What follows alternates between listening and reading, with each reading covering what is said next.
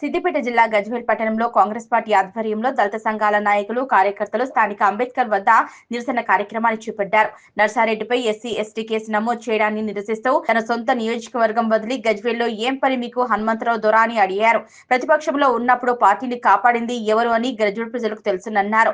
ఎన్నికల ముందు పార్టీలకు వచ్చిన కొండపాకకు చెందిన విజయ్ గజ్వేల్ నియోజకవర్గ కాంగ్రెస్ నాయకులకు సంబంధం లేకుండా ఎప్పుడు పార్టీలో చేరిందో తెలియదు. చేరినప్పటి నుంచి కాంగ్రెస్ లో గ్రూప్ రాజకీయాలు చేస్తున్నారు. అలాంటి వారికి మైనంపల్లి హనుమంతరావు ఉసురు కోల్పోతున్నారన్నారు. ఈ కార్యక్రమం పూర్తిగా అధికారికంగా జరిగే కార్యక్రమం. మాజీ ఎమ్మెల్యేగా ఉన్న నర్సారెడ్డి కూడా స్టేజ్ ఎక్కలేదు. కానీ విజయ్ స్టేజ్ ఎక్కుతుంటే అది అధికారిక కార్యక్రమం, ప్రోటోకాల్ లేని వ్యక్తులు స్టేజ్ ఎక్కకూడదు అన్నందుకు నానా హంగామా సృష్టించాడు. ఇది సరైన పద్ధతి కాదన్నారు. నర్సారెడ్డికి దళిత వ్యతిరేకి అనడం సబబు కాదని, ఆయన రాజకీయ జీవితం అంతా దళిత బడుగు బలహీన వర్గాల అభివృద్ధికి కృషి చేసిన నాయకుడు అన్నారు. సర్పంచ్ గా, వర్గల్ మండల ఎంపీపీగా, డీసీసీబీ చైర్మన్ గా, ఎమ్మెల్యేగా ప్రజా జీవితంలో దళితులకు ఒక సోదరుడిగా ఉంటూ వారి రాజకీయ ఆర్థిక ఎదుగుదలకు నిస్వార్థంగా అండగా నిలిచిన వ్యక్తి నర్సారెడ్డి. ఇప్పుడు కూడా వంటి మామిడి మార్కెట్ కమిటీ చైర్మన్ గా ఒక దళిత మహిళను అప్పచెప్పడం జరిగిందని, అంతేకాకుండా అనేక నామినేటెడ్ పదవులకు, పార్టీ పదవుల్లో కూడా దళిత జాతికి సముచిత స్థానం కల్పించిన నాయకుడు నర్సారెడ్డి అన్నారు. అలాంటి నాయకుడిపై దళిత వ్యతిరేకి అని ముద్ర వేసే ప్రయత్నం మానుకోవాలని, ఎస్సీ ఎస్టీ అట్రాసిటీ కేసు తక్షణమే ఉపసంహరించుకోవాలని డిమాండ్ చేస్తున్నామన్నారు. ప్రియతమ నాయకుడు, బలహీన వర్గాల ఆశాజ్యోతి, అన్నా అంటే నేను ఉన్నా అని ముందుకొచ్చి మామూలు నాయకుడు సర్పంచ్ నుంచి, ఎంపీటీసీ నుంచి, ఎమ్మెల్యే నుంచి 2 సార్లు ప్రతిపక్ష హోదాలో సీఎం మీద ఉండి తన క్యాడర్ తను కాపాడుకుంటూ ఇంతవరకు అందరితో మమేకమై కలిసిపోయి మా కుల వ్యవస్థ లేకుండా ఫస్ట్ ఏ ప్రభుత్వమైనా ఏ ఊరికి వెళ్ళినా బలహీన వర్గాలు ఉండాలి, వాళ్ళు ముందుకు రావాలి, వాళ్ళు బాగుపడాలి అని ఒక సంకల్పంతో ముందుకెళ్తున్న మా నాయకుడు, అందరికీ సుపరిచితుడు, మంచి మేధావి. మా ప్రతి ఒక్క ఊరికి వెళ్ళినా ఒక 100 మందిని గుర్తుపెట్టి పేరు పెట్టుకొని చూస్తే అంత మేధస్తున్న మా నర్సన్న గారిపై ఇలాంటి చిల్లర రాజకీయాలు చేయడం మానుకోవాలి. మనమంతా కాంగ్రెస్ ఒక కుటుంబం లాంటి వాళ్ళం.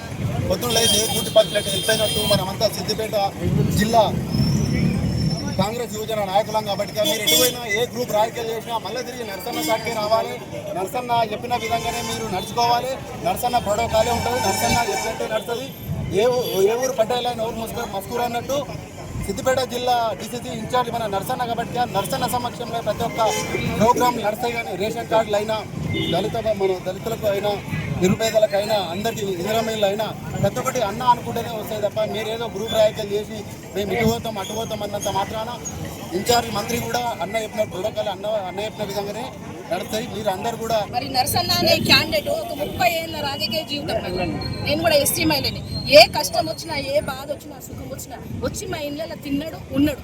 ఈ రోజు కులం పేరుతో తిట్టిందని అక్రమంగా కేసు పెట్టడం అది కరెక్ట్ కాదు.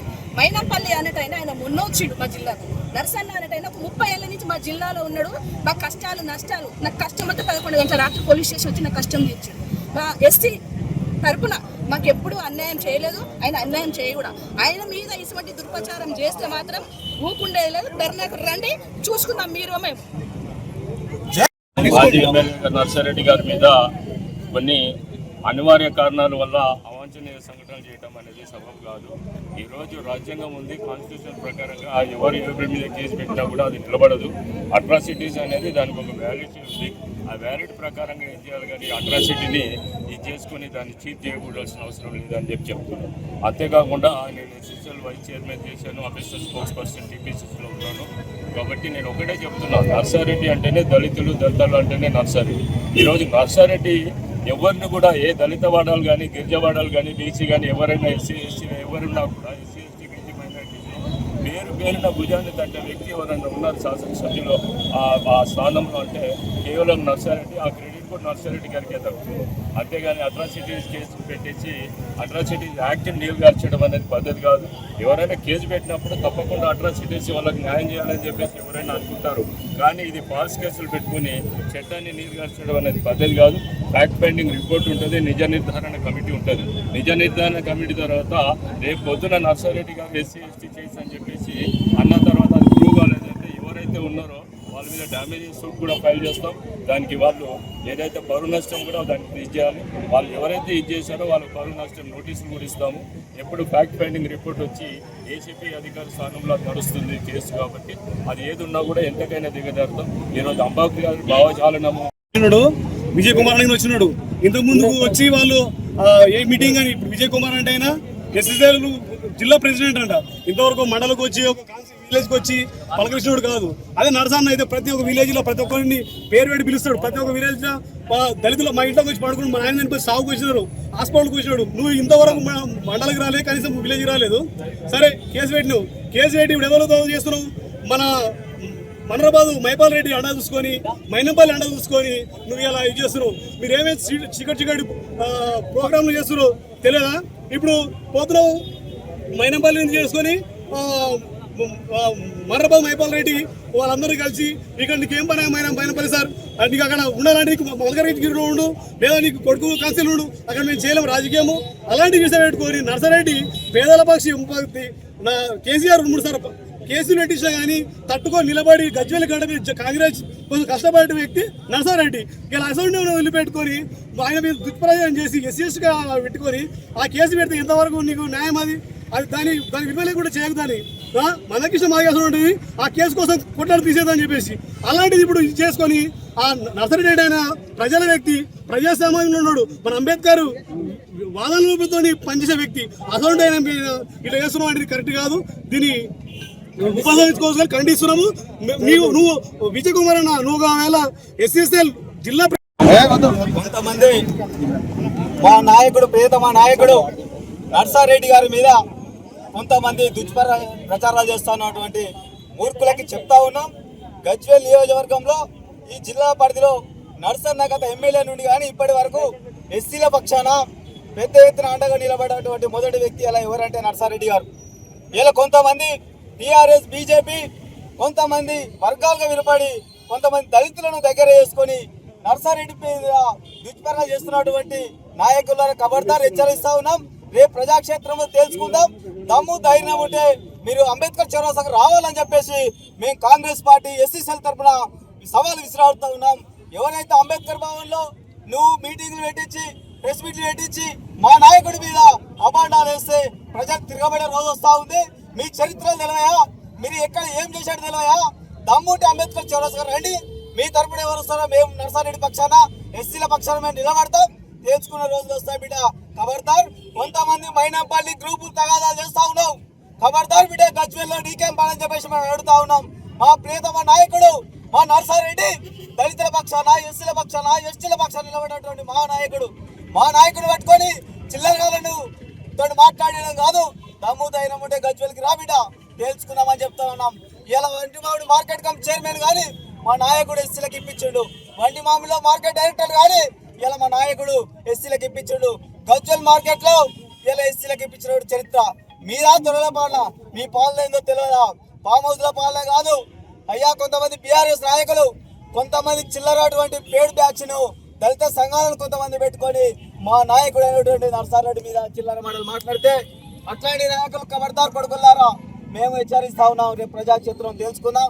మీకేమైనా దమ్ము ధైర్యం ఉంటే మా దగ్గర గజ్వేల్లో నడిసంటారు రండి, మేము వస్తాం. నర్సారెడ్డి పక్షాన కాంగ్రెస్ పార్టీ తరఫున మా నాయకుడి మీద మీరు అవాకు చవాకులు మానుకోవాలి. దళితుల పక్షపాతి అంటే నర్సారెడ్డి అంటే మినిస్టర్ ప్రోగ్రామ్ చేసినప్పుడు రేషన్ కార్డులు పంచుతున్న సందర్భంగా ప్రతిపక్షాల యొక్క ఊచులో దిగిపోయినటువంటి మా కొందరు నాయకులు ప్రతిపక్షాల యొక్క డైరెక్షన్లో పనిచేసే వాళ్ళు అక్కడికి వచ్చి ఆ ప్రోగ్రామ్ను డిస్టర్బ్ చేసే పనిగా పెట్టుకున్నారు. అదే కాకుండా అక్కడ కొమ్ము విజయ్ నేను జిల్లా ఎస్సీసీఎల్ అధ్యక్షుడు అని చెప్పుకుంటావు. నీకు టౌన్లో ఎవరైనా తెలుసా? ఏ మండలం ఎవరున్నారో తెలుసా? నీకు ఎస్సీలు ఎంతమంది తెలుసు? ఎంతమందితో కమ్యూనికేషన్లు ఉన్నావు నువ్వు? ఎంతమంది ఎవరి డైరెక్షన్లో పనిచేస్తున్నావు నువ్వు? ఎస్సీలను ఎవరైనా కలుపుకున్నావా? మేము ఎస్సీసీఎల్ టౌన్ ప్రెసిడెంట్గా పనిచేస్తున్నాం. నీకు తెలుసా? మేము ఎస్సీసీఎల్ మండల అధ్యక్షుడిగా పనిచేస్తున్నారు. మీరు తెలుసా నీకు? ఏ ఎస్సీలను కలుపుకొని పోయినావు? ఏ బెనిఫిషియర్ తీసుకొచ్చినావు? ఎవరి డైరెక్షన్లో పనిచేస్తున్నావు? నువ్వు ఎవరి కోసం పనిచేస్తున్నావు? ఎస్సీసీఎల్ అని పెట్టినావు నువ్వు. ఓకే, నువ్వు అక్కడ జరిగిన విషయం పార్టీ పరంగా జరిగింది. నువ్వు కోవర్ట్గా పనిచేస్తూ మా నాయకుని మీద దుష్ప్రచారం చేస్తూ గాంధీభవన్లో పోయి పెద్ద లీడర్ల దగ్గర ఆధారం లేని అబండాలు వేస్తూ దుష్ప్రచారం చేస్తే ఆ దుష్ప్రచారం జరుగుతున్నందున అక్కడ మా వాళ్ళు మీరు నన్ను చూసి తోసివేయడం జరిగింది. అక్కడ ఎస్సీ అని పెట్టినావు. అక్కడ ఓసీ ఉన్నాడు, మల్లారెడ్డి ఉన్నాడు, బీసీ ఉన్నాడు, ఎస్సీ ఉన్నావు. సయ్యద్ బాబా ఉన్నాడు, మైనారిటీ ఉన్నాడు. మీకు తోసివేసుకున్న దాంట్లో ఇక్కడ కూడా ఎస్సీలు ఉన్నారు, బీసీలు ఉన్నారు, ఓసీ ఉన్నారు, అందరు ఉన్నారు. నువ్వు అందరు నిలిచోబెట్టి ఒక ఎస్సీ కేసు తీసుకొని నువ్వు ముంగడికి వచ్చి ఎవరిని బ్లేమ్ చేద్దాం అనుకుంటున్నావు? ఎస్సీల పరువు ఎందుకు తీస్తున్నావు? నువ్వు ఎవరికి తెలుసు? నువ్వు టౌన్లో ఎవరికి కలిసినావు? నువ్వు జిల్లా అధ్యక్షుడు ఉండి ఎవరిని ఉద్ధరించినావు? ఎంతమంది ఎస్సీలను ఆదుకున్నావు? ఇప్పుడు ఎవరు నువ్వు వీడికి వచ్చి పెట్టడానికి? మేమంతా లేమా? మేమంతా అన్నతో ఉన్నాం. ఎన్నడూ కూడా మేము ఎస్సీలో మనకి ఫీల్ కాలేదు. మేము ఎన్నడూ కూడా మాకు తక్కువ అని ఎప్పుడు కూడా మాకు ఆ ఫీలింగే రాలేదు, మాకు ఆ భావనే రాలేదు. మేము అన్నతో కలిసి పనిచేస్తున్నాం. ఈ రోజు నీకు ఒక్కటే చెప్తున్నా, నాని యాదగిరి మన మద్దూరు మల్లారెడ్డి అన్నారు, నాకు ప్రోటోకాల్ ఉన్నది, నేను స్టేజ్ మీదకి పోతా అన్నాడు. ఓకే, నీకు ప్రోటోకాల్ ఉన్నది, నువ్వు స్టేజ్ మీదకి పోతావు. నీ ప్రోగ్రామ్ ఆర్గనైజ్ చేసినావా? ఎంతమంది బెనిఫిషియర్లు తీసుకొచ్చినావు? ఎంతమంది కార్యకర్తలు తీసుకొచ్చినావు? ఎన్ని ఫంక్షన్ల కాడికి పోయి కార్యక్రమాన్ని చేస్తానికి నువ్వు ఎన్ని చేసినావు? ఏం చేసినావు నువ్వు?